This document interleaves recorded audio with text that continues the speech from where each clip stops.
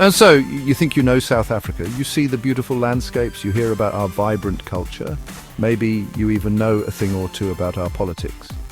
But let me tell you, there's a side to this country that stays hidden, tucked away behind high walls, manicured lawns and exorbitant school fees. I'm talking about the world of elite private schools. These are the institutions that promise to mold the next generation of leaders, captains of industry, the future of the nation. They sell a dream of excellence, tradition and unparalleled opportunity. But what if I told you that behind that pristine facade there's a much darker, more complicated story? A story of scandals, fraud and practices that are anything but ethical. We're going to peel back the curtain today. We're diving deep into the hallowed halls of some of South Africa's most prestigious private schools to uncover the shocking truths they'd rather you never knew. These aren't just isolated incidents or a few bad apples. We're talking about systemic issues, controversies that have rocked communities, and questions of accountability that have been swept under the rug for far too long. From financial mismanagement to shocking abuses of power, the stories we're about to explore are a far cry from the glossy brochures and proud mission statements these schools present to the world. So, get comfortable, because this is going to be a journey. The list we've compiled might just surprise you, as some of these names are synonymous with success and integrity in South Africa. But today we're asking the tough questions. We're looking at the evidence, the reports, and the headlines that tell a different tale. Is it all just smoke and mirrors? Are these pillars of education as corrupt as some claim? We're about to find out. This is the truth behind South Africa's most elite and allegedly most corrupt private schools. Let's kick things off with a name that carries some serious weight in South Africa, St. John's College in Johannesburg. This place is the epitome of old money prestige. You picture boys in crisp blazers striding across perfectly green quads, destined for greatness, right? Well, in 2017, that picture-perfect image shattered, and it shattered loudly. The scandal wasn't about money, not directly. It was about something much more insidious. It revolved around a geography teacher, Keith Arlo, who was found to have been openly expressing racist views, and I'm not talking about a slip of the tongue. This teacher was reportedly telling students that black people were intellectually inferior and praising colonial figures. Now you might think, okay, one bad teacher, fire him, problem solved. But that's where the story gets really dark. The school knew, they knew about his views, he had been found guilty in a disciplinary hearing. And what did they do? They gave him a final written warning, for promoting racist ideology in a classroom in the so-called Rainbow Nation, a country that fought for decades to overcome exactly that kind of thinking. It was a slap on the wrist for an offence that should have been a knockout blow. The message it sent was chilling. Our reputation is more important than the well-being and dignity of our students. The real corruption here wasn't financial, it was moral. It was a complete failure of leadership. The headmaster at the time, Paul Edie, defended the decision, trying to frame it as some kind of complex HR issue. But the students, to their immense credit, weren't having it. They protested, they spoke out. Black students, alumni and their allies demanded action. They exposed the hypocrisy of an institution that claims to build character while protecting a character who actively sought to demean others based on their race. The public outcry was immense, forcing the school into a corner. Eventually, the pressure became too much. The teacher resigned, and the headmaster followed suit shortly after. But the damage was done. The scandal exposed a deep-seated rot, a culture that was willing to tolerate intolerance to avoid a public relations nightmare. It raised a fundamental question. What is the point of a world-class education if it doesn't teach basic human decency? St. John's became a textbook example of how institutional inertia and a misplaced desire to protect the brand can lead to a profound ethical and moral bankruptcy. The incident forced a painful but necessary conversation, not just at St. John's but across the private school sector in South Africa. It was a wake-up call. It showed that the ghosts of apartheid's racist ideology were not just lingering in the shadows of society, but were finding comfortable homes in the very institutions meant to be enlightening the next generation. The school has since embarked on a journey of transformation, but that scandal remains a permanent stain, a reminder of what happens when values are compromised and silence is chosen over justice. All right, let's move from moral corruption to the kind everyone understands: cold, hard cash. Our next stop is Crawford College, part of the AdvTech Group, one of the biggest players in private education in Africa. Crawford schools market themselves as modern, progressive and forward-thinking. They're less about the old-school tie and blazer tradition and more about fostering individuality. But for many parents, that progressive image has been tarnished by what they see as blatant financial exploitation. The major controversy surrounding Crawford isn't a single event, but a persistent, ongoing issue, exorbitant and seemingly unjustified fee hikes. Year after year, parents at Crawford and other EdTech schools have been hit with fee increases that far outpace the national inflation rate. We're talking about increases of 8%, 9%, even 10% annually. For a family already paying hundreds of thousands of rands per year, that's a massive financial blow. Parents started asking questions. Where is this money going? We're paying premium fees for a premium education, but are we getting premium value? Or are we just funding corporate profits and shareholder dividends? The school's justification often points to rising operational costs and maintaining standards, but for many the math just doesn't add up. The situation came to a head when groups of parents began to organize. They formed associations, wrote open letters, and took to social media to voice their frustrations. They felt trapped. Once your child is settled in a school with friends and a routine, it's incredibly difficult to just pull them out. The schools know this, and critics argue that they leverage this emotional and logistical reality to push through whatever fee increases their board decides on.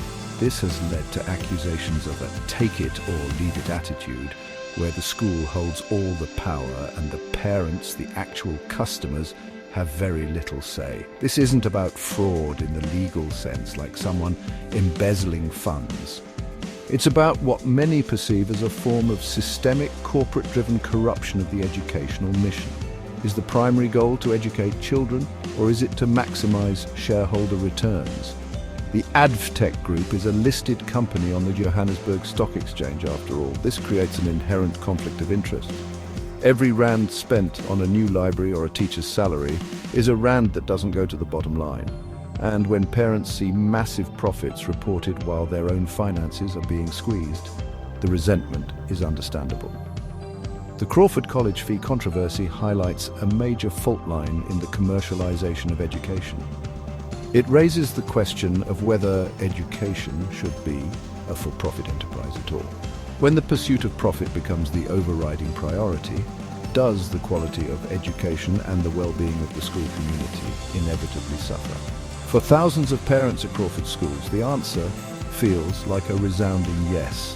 They feel less like partners in their children's education and more like customers on a corporate conveyor belt, with their loyalty being exploited for financial gain. Our third school takes us to Red Hill School, another prominent institution in Johannesburg, known for its liberal arts focus and progressive ethos. But behind the talk of nurturing individual creativity, a disturbing story emerged that called the school's commitment to student welfare into serious question. This wasn't a financial scandal or a racism issue. It was about the fundamental duty of a school to protect its students from harm. The school was rocked by allegations of a systemic bullying problem and, worse, a culture of covering it up to protect the institution's reputation. The story that broke into the public consciousness involved a student who was allegedly subjected to relentless and severe bullying over a long period. We're talking about physical assaults, emotional torment, and cyberbullying. The parents claimed they had approached the school administration repeatedly, providing evidence and pleading for intervention. However, they alleged that their concerns were met with dismissiveness and inaction. The school, they claimed, was more interested in downplaying the severity of the situation than in actually addressing the bullying and ensuring their child's safety. This specific case acted as a catalyst, opening the floodgates for other parents and former students to come forward with their own stories. A pattern began to emerge. Tales of a toxic culture where aggressive alpha behavior was tolerated, if not tacitly encouraged, and where victims were often subtly blamed or told to toughen up. The corruption here lies in the breach of trust. Parents pay enormous sums of money entrusting the school with the physical and psychological safety of their children, When a school allegedly fails in that basic duty and then actively tries to conceal its failure, it's a profound betrayal. The administration's response was, for many, a case of too little, too late. They issued statements about having a zero-tolerance policy on bullying, but for the families affected, these words rang hollow. The perception was that the school's primary reflex was not to protect the victim, but to protect the institution from legal and reputational damage. This is a classic example of institutional self-preservation, trumping moral responsibility. It's a corruption of purpose. A school's purpose is to be a safe haven for learning and growth, not a place where children have to fend for themselves against abuse while the adults in charge look the other way. The Red Hill scandal served as a stark reminder that a progressive curriculum and a liberal reputation mean nothing if the school fails to enforce a culture of respect and safety.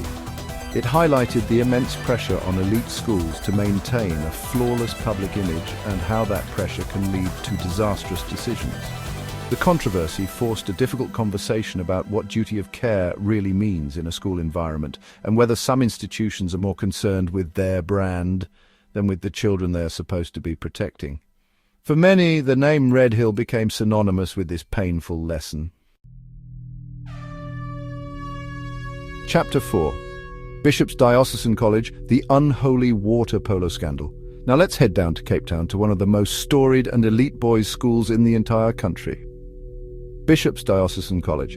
Bishop's is the definition of old school. Founded in 1849, it's steeped in tradition, privilege, and a reputation for producing some of South Africa's most powerful men. But in 2018, this bastion of Anglican tradition found itself at the center of a scandal that was sordid, shocking, and deeply disturbing. It involved a beloved teacher and water polo coach, and allegations of sexual misconduct with a student. The accused was a former water polo coach who was a hugely popular and influential figure at the school. He was seen as a mentor and a hero by many of the boys. The allegations, which surfaced years after the alleged incidents, painted a horrifying picture of grooming and abuse of power. The case sent shockwaves through the Bishop's community, a tight-knit world of alumni, parents and students who couldn't believe that such a thing could happen within their hallowed grounds. The initial reaction from many was disbelief and a defense of the accused teacher. The corruption here is multi-layered. First, there's the alleged crime itself, a teacher preying on a vulnerable student. But the deeper, more systemic corruption that the case exposed was the culture of silence and protection that can exist in these old, powerful institutions. The case brought to light how inappropriate relationships between staff and students had been handled in the past. It was revealed that another teacher had been quietly dismissed years earlier for a similar offense, without the matter being reported to the police or the wider school community being informed. This suggested a pattern of dealing with horrific problems in-house to avoid scandal. This closing of the ranks is a dangerous and deeply unethical practice. It prioritizes the reputation of the institution over the safety of children and the pursuit of justice. By handling these matters internally, the school effectively enabled perpetrators to potentially move on and offend again elsewhere. The public outcry was furious. Parents and alumni were horrified to learn that the school's leadership may have known about previous instances of misconduct and failed to act decisively and transparently. The trust between the school and its community was shattered. In the aftermath, Bishop's was forced to confront its own culture. The headmaster commissioned an independent investigation, which produced a damning report confirming a history of mishandling such allegations. It spoke of a culture of secrecy and a failure to adhere to mandatory reporting laws.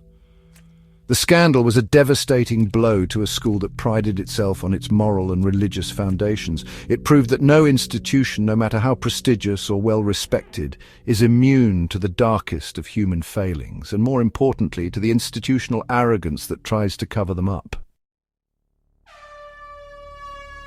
Chapter 5, St. Stithian's College. A question of transformation. Let's return to Johannesburg and look at another educational giant, St. Stithian's College.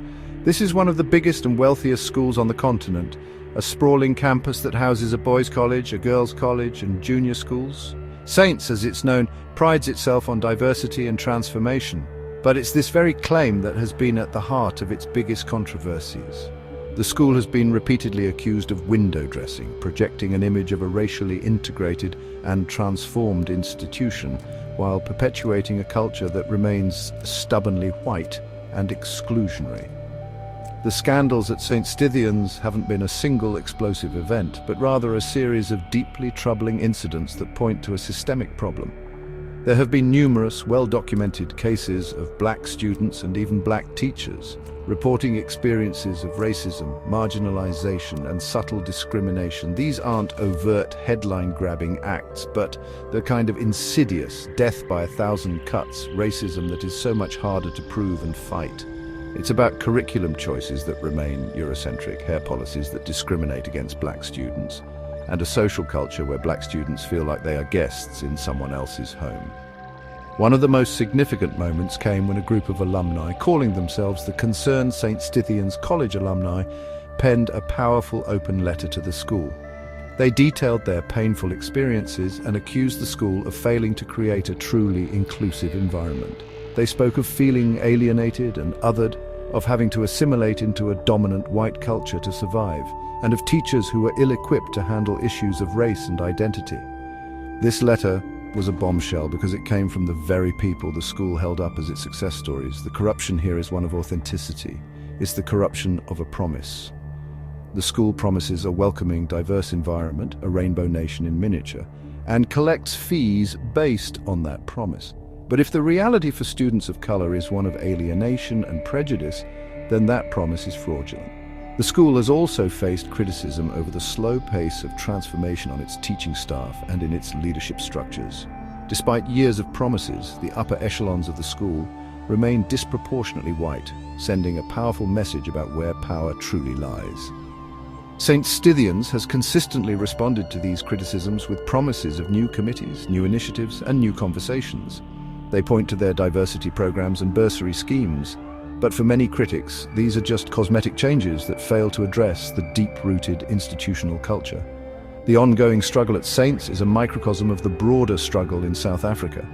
It shows that you can desegregate a school by law, but creating a genuinely integrated and equitable community is a much harder and, for some institutions, a seemingly impossible task.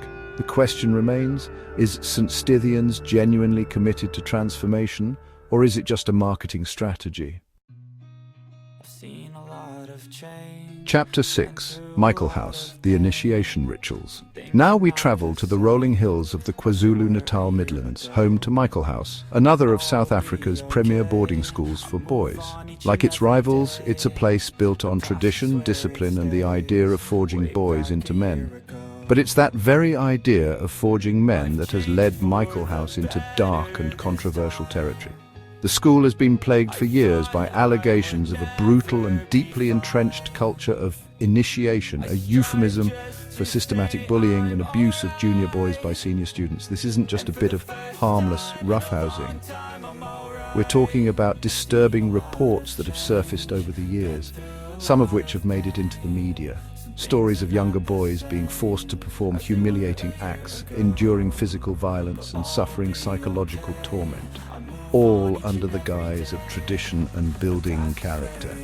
These rituals were often secret, passed down through generations of students, and took place late at night in the boarding houses, away from the eyes of the staff. The system was designed to ensure silence, with victims often too scared to report the abuse for fear of further retribution from their peers. The corruption at Michael House is a corruption of responsibility. Where were the adults? The housemasters, the teachers, the headmaster? Critics argue that for decades the school's leadership either turned a blind eye to these practices or worse, tacitly endorsed them as a necessary rite of passage. The attitude seemed to be that boys will be boys and that this brutal process was part of what made a Michael House man. And this is a catastrophic failure of the school's most fundamental duty to provide a safe environment for its students. The issue blew up publicly on several occasions, forcing the school to issue statements and promise crackdowns. After one particularly nasty incident involving alleged sexual assault disguised as initiation was reported in the media, the school was forced into damage control mode. They expelled students and promised investigations and new policies. But for many, the problem was clearly cultural and not just the actions of a few bad eggs. The very traditions the school held so dear seem to be the source of the rot. This deep-seated culture of initiation and bullying raises serious questions about the model of these all-boys hyper-masculine boarding schools. Does an environment that emphasizes hierarchy, physical prowess, and a stiff upper lip mentality inevitably create a breeding ground for this kind of abuse? Michael House has had to confront this question head-on. While the school claims to have rooted out these practices, the legacy of that culture of fear and abuse lingers. It's a chilling example of how tradition, when left unexamined, can become a justification for cruelty. Not far from Michael House, nestled in the same picturesque Midlands, is its arch-rival, Hilton College. Often cited as the most expensive school in South Africa, Hilton is the absolute pinnacle of elite education. The fees are, well, astronomical, and with that comes an expectation of unparalleled quality and, one would hope, unimpeachable ethics. However, Hilton has faced a different kind of corruption charge, one that is subtle, pervasive, and speaks to the very soul of the nation's inequality, a scandal of profound financial elitism and exclusion. The controversy isn't about a single crime, but about the school's very ethos and how it manages its immense wealth and influence. Critics, including some disillusioned alumni, have accused the school of becoming a hedge fund that happens to have a school attached to it. The Hilton College Endowment Fund is massive, worth billions of rands. The accusation is that the school has become more focused on growing this endowment and catering to the super-rich than on its educational mission or any meaningful contribution to the broader South African society. The scandal here is a moral one. In a country with one of the highest inequality rates in the world, where millions live in poverty, is it ethical for an educational institution to hoard such vast tax-privileged wealth? The school offers some scholarships, but critics argue they are a drop in the ocean, a token gesture that does little to change the overwhelmingly privileged and homogeneous nature of the student body. The school is accused of creating an impenetrable bubble of wealth, insulating its students from the realities of the country they live in. This has led to a crisis of identity for the institution. Is Hilton College a South African school, or is it a finishing school for a global, hypermobile elite with little connection to the nation's struggles? Incidents that have highlighted this disconnect have occasionally surfaced. For example, reports of lavish, multi-million rand upgrades to non-essential facilities, while public schools just a few kilometers away lack basic sanitation, have drawn sharp criticism. It creates a perception of an institution that is completely out of touch, existing in its own gilded reality. The corruption in this context is the corruption of social responsibility. It's the argument that an institution with such immense resources, which benefits from its status as a non-profit educational entity, has a moral obligation to do more for the society it exists within. By allegedly focusing on wealth preservation and catering almost exclusively to the 1%, Hilton stands accused of perpetuating the very economic divides that plague South Africa. It's a powerful and honestly uncomfortable charge that the school, instead of being part of the solution, is an active symbol of the problem. Let's switch gears and talk about one of the country's most famous all-girls schools, Roedean School in Johannesburg. With its stunning Herbert Baker architecture and a reputation for academic excellence, Roedean is where many of South Africa's elites send their daughters to become future leaders. But, like its male counterparts, Roedean has not been immune to scandals that tarnish its polished image. The school has faced serious accusations of fostering a toxic culture of elitism, classism, and systemic bullying. The issues at Roedean really came to a head when a former student published a damning exposé in the form of a memoir. The book detailed a brutal social hierarchy within the school, where girls were judged and ostracized based on their wealth, social standing, and appearance. It painted a picture of a mean girls' environment turned up to 11, where psychological torment was rife and where the school's administration was allegedly ill-equipped or unwilling to tackle the deep-seated cultural problems. The corruption alleged here is a failure of pastoral care.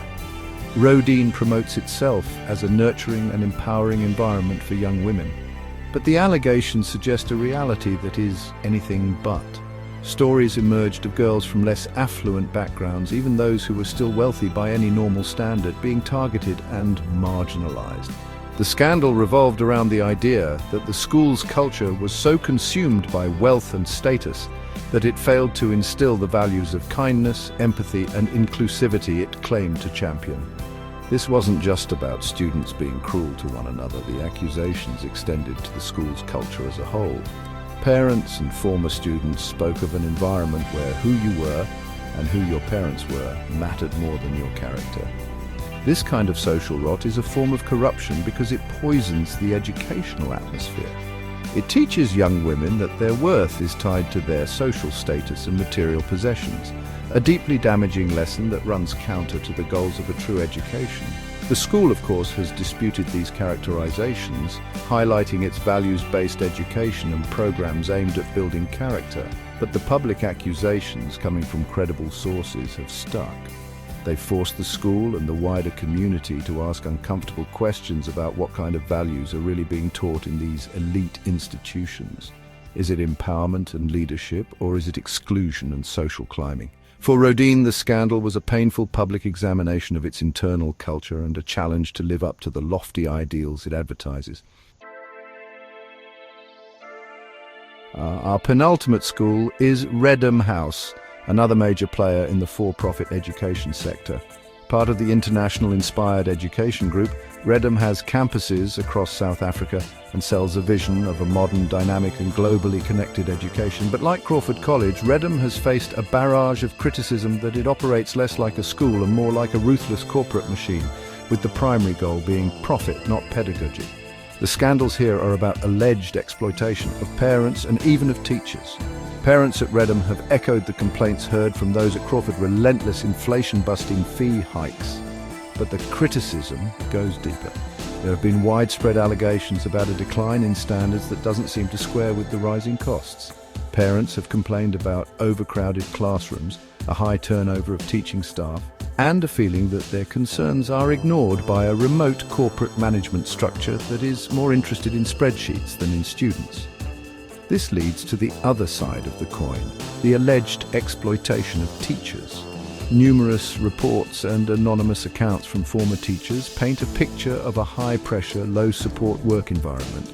Teachers have spoken of being overworked and underpaid relative to the fees the school charges. They describe a corporate culture that demands results but provides little in the way of resources or professional autonomy. This high staff turnover is a huge red flag. Good teachers are the heart of any good school, and if they are constantly leaving, it inevitably impacts the quality and consistency of the education the children receive. The corruption here is the potential for a bait and switch. Parents are sold a premium product, a world-class education, at a premium price, but what they allegedly receive is a standardized, cost-cut product designed to maximize efficiency and profit for an international conglomerate. The glossy marketing, the state-of-the-art facilities, and the promise of a global network can mask a reality where the core educational experience is being compromised in the name of the bottom line.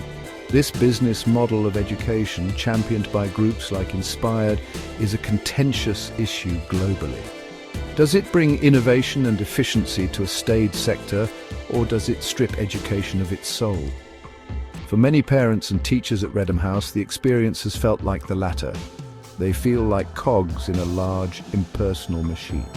The scandal of Redham is the story of what can happen when education becomes just another commodity to be packaged, marketed, and sold to the highest bidder, with the human element, the relationship between teacher, student, and parent, getting lost in the process. For our final school, we travel to the Eastern Cape, to Makhanda, formerly Grahamstown, and to Kingswood College. Founded in 1894, Kingswood is another institution steeped in history and tradition. But its location in a town that is a focal point of South Africa's colonial history and contemporary inequality has made it a flashpoint for controversies surrounding transformation and the legacy of colonialism. The scandal at Kingswood is about its struggle to adapt to a new South Africa and allegations that it remains a bastion of old colonial-era attitudes. The school has faced repeated criticism for incidents that suggest a deep-seated cultural problem. One of the most prominent issues has been the school's name and its connection to the colonial history of the town. The town itself changed its name from Grahamstown to Makanda to honor a Xhosa warrior who fought against the British colonists. Yet many of the institutions within it, including Kingswood, have been slow to reckon with their own colonial heritage. This has led to accusations that the school is out of step with the country's political and social trajectory. Beyond symbolism, there have been more concrete allegations. Like St. Stithians, Kingswood has faced accusations of institutional racism from black students and alumni. They have spoken of feeling like outsiders in a predominantly white space, of microaggressions from staff and students, and of a school culture that celebrates its British settler history while paying little more than lip service to the African context in which it exists. These incidents create a narrative of a school that is failing to create a truly inclusive and safe space for all its students. The corruption here is a corruption of purpose in the context of modern South Africa. An educational institution in the 21st century should be a force for reconciliation and progress. When a school is accused of perpetuating colonial-era mindsets and failing to adequately address issues of race and identity, it is failing in its mission. It's a betrayal of the trust placed in it by parents of all races, who hope the school will prepare their children for a complex, diverse and democratic society. The struggles at Kingswood College are emblematic of the challenges facing many of South Africa's old traditional schools. They are caught between a past they are proud of and a future that demands radical change. The controversies show that simply admitting students of all races is not the end of the journey, it is the very beginning. Without a fundamental shift in culture, curriculum and institutional identity, these schools risk becoming relics of a bygone era, unable to serve the needs of the new South Africa. The question for Kingswood is whether it can truly transform or whether it will remain a prisoner of its own history. So, there you have it, 10 schools, 10 stories, from racism and bullying to financial exploitation and moral failure. It's clear that behind the ivy-covered walls and proud traditions, these institutions are grappling with some very serious demons. The point of this isn't to just tear these schools down, it's to hold them to the impossibly high standards they set for themselves, and for which parents pay a small fortune. The promise of an elite education must be more than just academic results and a pathway to wealth. It has to be about building character, instilling ethics, and creating a safe and truly inclusive environment for every single student. When these schools fail, they don't just fail their students, they fail the country. Because the attitudes and values nurtured in these hallways go on to shape our boardrooms, our government and our society. That's why we cannot afford to look away. We have to keep asking the tough questions. We must challenge the culture of secrecy, and we must demand absolute accountability from their leadership. Whether you're a parent, a student, an alum, or just a concerned citizen, your voice matters. The pressure for change has to come from all of us.